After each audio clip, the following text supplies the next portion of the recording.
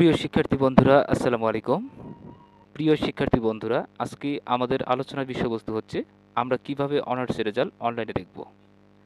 তো চলুন কথা না বাড়িয়ে আমরা ভিডিওটি শুরু করি।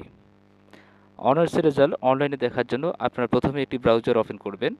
আমরা এখানে ক্রোম ব্রাউজারটি ওপেন করছি। ক্রোম ব্রাউজার ওপেন করার পরে এই সার্চ বারে আপনারা সার্চ করবেন এনইউ রেজাল্ট। এনইউ রেজাল্টে ক্লিক করবেন। করার পরে এরকম একটি ইন্টারফেস শো করবে। আপনার national university NU result archive, এখানে ক্লিক করবেন। ক্লিক করার পরে এরকম আরেকটি ইন্টারফেস শো করবে। যেহেতু আমরা অনার্সের রেজাল্ট দেখব, সেখানে অনার্সে ক্লিক করব।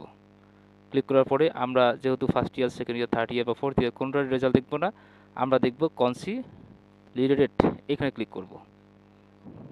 এখন এই যে কনসিলিডেটেড এখানে ক্লিক করার কারণে এরকম একটি ইন্টারফেস শো করবে। আপনারা এখানে এক্সাম রোল দিবেন। এক্সাম রোল বলতে বোঝানো হচ্ছে আপনাদের ফাইনাল ইয়ারের যে রোলটা ছিল সেই রোলটা এখানে বসাই দিবেন। তো এক্সাম রোল দিচ্ছি। এরপরে রেজিস্ট্রেশন নাম্বার দিবেন, রেজিস্ট্রেশন নাম্বার। এরপরে এক্সাম ইয়ার দিবেন। বাস, ক্লিক করার পরে এই ক্যাপচাটি পূরণ করতে হবে। আমার এখানে আছে কিউ,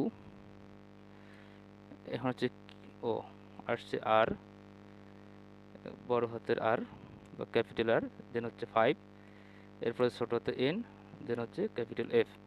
ক্লিক করার পরে সার্চ রেজাল্টে ক্লিক করবেন।